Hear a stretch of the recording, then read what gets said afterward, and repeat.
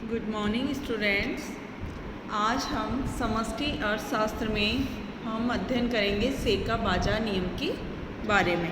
कल हमने अध्ययन किया था हरित लेखांकन के बारे में। तो सबसे पहले हम ये जानेंगे कि सेका बाजार नियम क्या है। प्रसिद्ध फ्रेंच अर्थशास्त्री जेबी से ने अपनी पुस्तक ट्रेटे डी इकोनॉमिक पॉलिटिक्यू में बाजार संबंधी एक नियम का प्रतिपादन किया था और उसे ही क्या कहा जाता है, उस नियम को ही सेका बाजार नियम कहा जाता है। सेके बाजार नियम के अनुसार पूर्ति अपनी मांग का निर्माण स्वयं करती है। सेका बाजार नियम का आशय ये है कि प्रत्येक उत्पादक बाजार में अपनी वस्तुओं की पूर्ति इसीलिए करता है जिससे वह इन वस्तुओं के बदले में दूसरी वस्तुएं प्राप्त कर सके। जब भी एक उत्पादक वस्तुओं का उत्पादन करता है तब वह उत्पादन के साधनों को मजदूरी, ब्याज, लगान तथा लाभ के रूप में भुगतान भी करता है। इसे इन साधनों की क्या कहा जाता है, आय कहा जाता है। अतएव जिस समय भी किसी वस्तु की पूर्ति होती है लोगों की आय में वृद्धि हो जाती है और इस आय का उपयोग किस लिए किया जाता है, उत्पादित वस्तुओं की मांग करने के लिए किया जाता है। जब भी कभी उत्पादन की मात्रा बढ़ाई जाती है तो नए बेकार पड़े उत्पादन के साधनों को जुटाना पड़ता है और उत्पादन में होने वाली वृद्धि को इन्हीं नए प्रयोग किए जाने वाले साधनों में बांट दिया जाता है। इस प्रकार से पूर्ति के बढ़ जाने से बेकार पड़े उत्पादन के साधनों के हाथों में भी क्रय शक्ति आ जाती है, जिससे वो कहाँ पर व्यय करते हैं, अपने उपभोग पर व्यय कर देते हैं। इस प्रकार से हम देखते हैं कि पूर्ति उत्पादन के साधनों को क्रय शक्ति देकर क्या देती है, मांग को जन्म देती है। जैसे कोई भी व्यक्ति किसी वस्तु का उत्पादन दो उद्देश्यों के लिए करेगा, या तो वह स्वयं उसका उपभोग करेगा या फिर वह उस वस्तु के बदले में दूसरी वस्तु की मांग करेगा। अतः प्रत्येक व्यक्ति बाजार में जितनी पूर्ति करता है उतनी ही मांग करता है।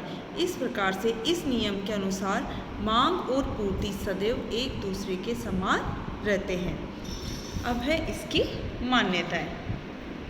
फर्स्ट है पूर्ण प्रतियोगी अर्थव्यवस्था।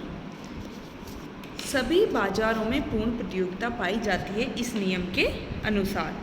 पूर्ण प्रतियोगिता की स्थिति में यदि साधनों और वस्तुओं की मांग तथा उनकी पूर्ति एक दूसरे के बराबर नहीं है तो कीमतों में स्वयं ही इस प्रकार परिवर्तन होता है कि कुल मांग और कुल पूर्ति एक दूसरे के बराबर हो जाए।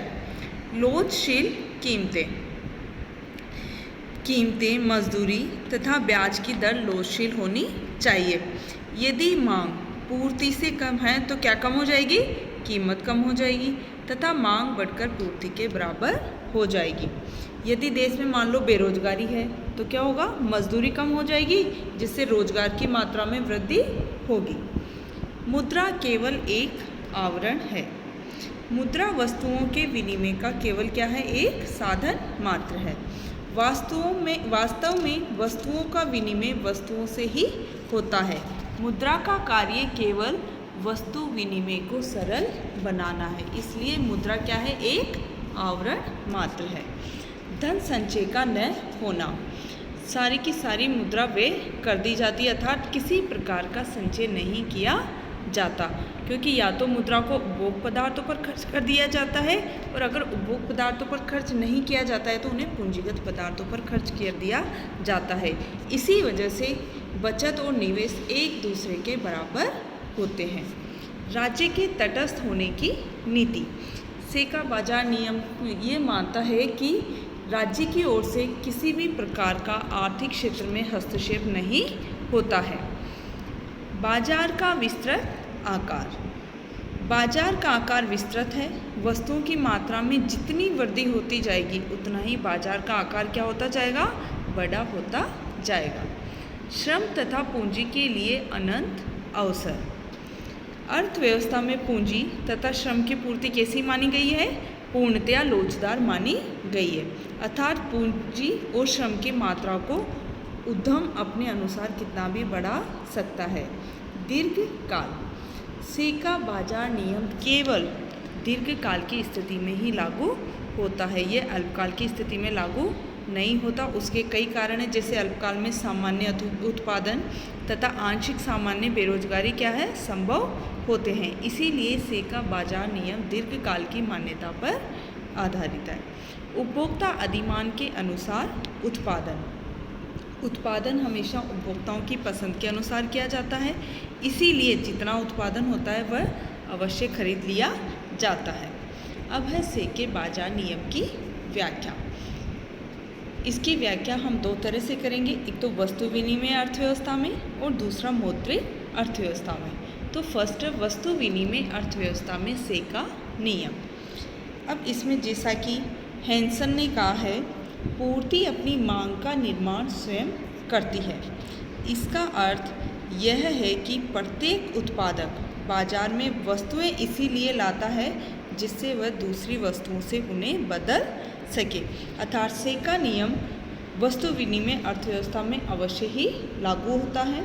और प्रत्येक उत्पादक जब वस्तुओं को बाजार में बेचने के लिए जाता है या फिर पूर्ति का निर्माण करता है, तब वह ऐसा इसलिए करता है क्योंकि वह उसके बदले में दूसरी वस्तुएं प्राप्त कर ले या फिर मांग का निर्माण कर ले, और इसके परिणाम स्वरूप उत्पादन की प्रत्येक दशा किसी दूसरी वस्तु के लिए की जाने वाली मांग को प्रकट करती है।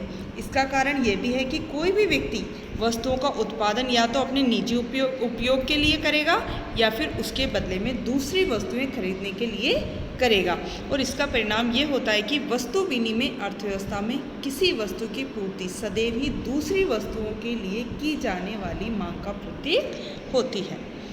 नेक्स्ट है मौद्रिक अर्थव्यवस्था में सेका नियम।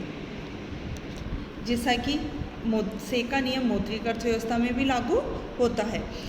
उनके अनुसार, किनके अनुसार, परंपरावादी अर्थशास्त्रियों के अनुसार मुद्रा केवल विनिमय के माध्यम का ही काम करती है।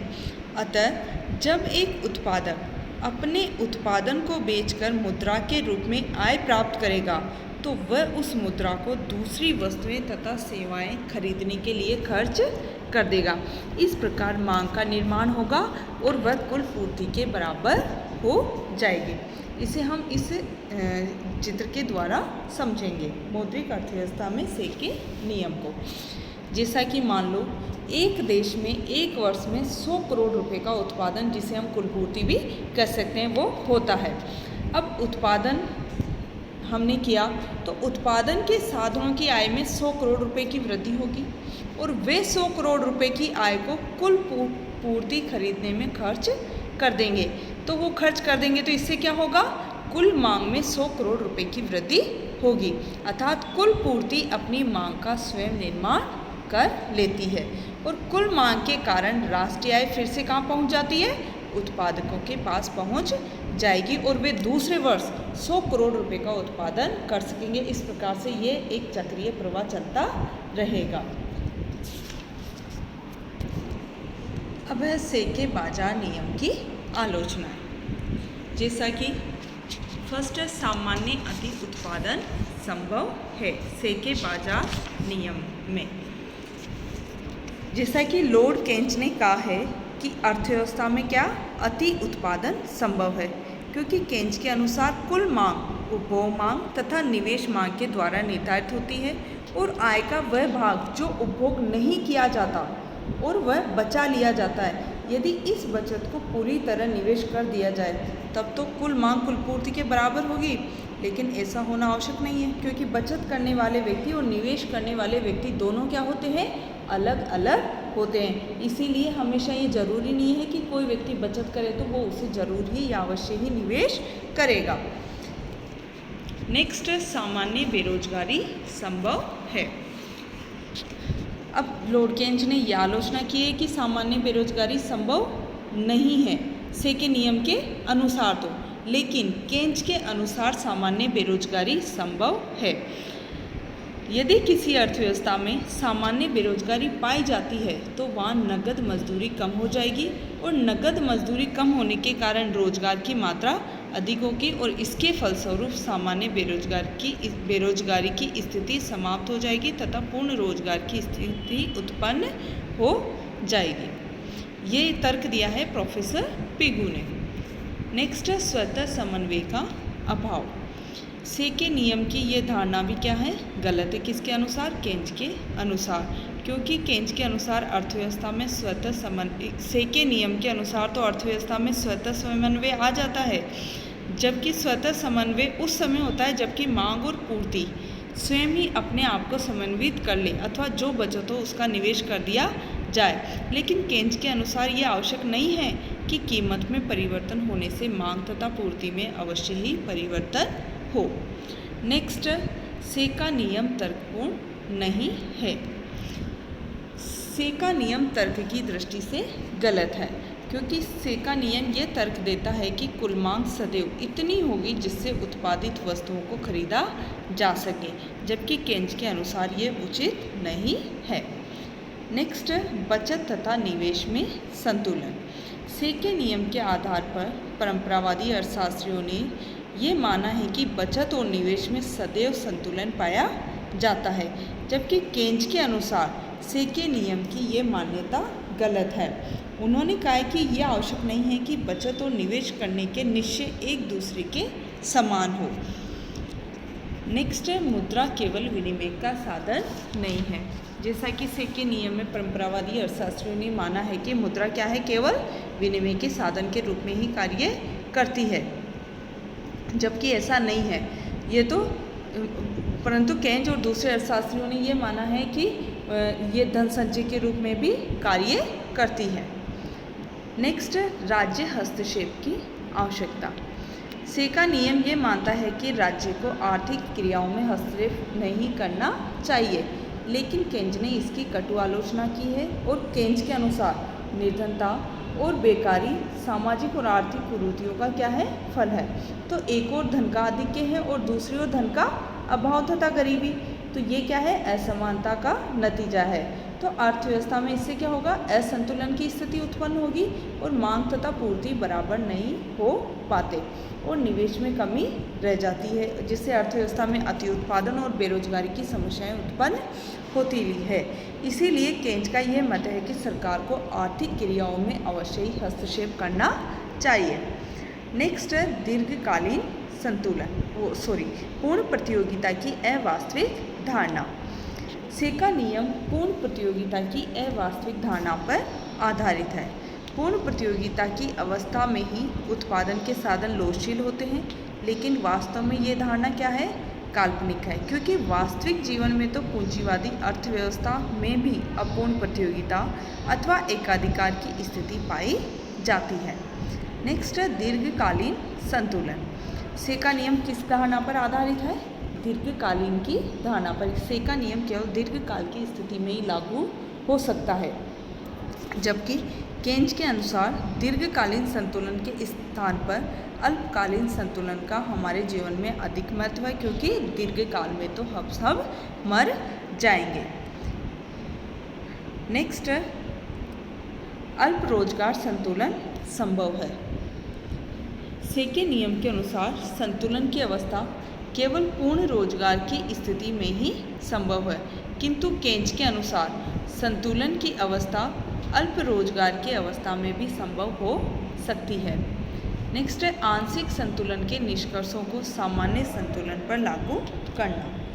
से का नियम वास्तव में आंशिक संतुलन के निष्कर्षों को सारी अर्थव्यवस्था पर लागू करता है, जबकि ये क्या है, ये निष्कर्ष गलत सिद्ध होते हैं। जैसा कि हैंसन के अनुसार से के सिद्धांत की मुख्य गलती ये है कि इस सिद्धांत ने एक विशेष उद्योग पर लागू होने वाले आंशिक संतुलन विश्लेषण को समस्त अर्थव्यवस्था पर लागू करने का प्रयत्न किया है। जैसे फॉर एग्जांपल कैसे, मान लो एक फर्म मजदूरी की दर को कम करके क्या करती है, रोजगार को बढ़ा सकती है, क्योंकि उस फर्म के उत्पादन की मांग केवल उस फर्म में काम करने वाले श्रमिकों पर ही निर्भर नहीं करेगी, बल्कि दूसरे उद्योगों के श्रमिकों पर भी निर्भर करेगी। परंतु मान लो यदि सभी फर्में मजदूरी की दर कम कर दे तो श्रमिकों की क्या होगा, कुल आय में कमी हो जाएगी और श्रमिकों की कुल आय कम होने से कुल मांग कम हो जाएगी और इस प्रकार एक फर्म के लिए जो नीति उपयोगी हो सकती है वो सारी अर्थव्यवस्था के लिए उपयोगी नहीं हो सकती। Thank you.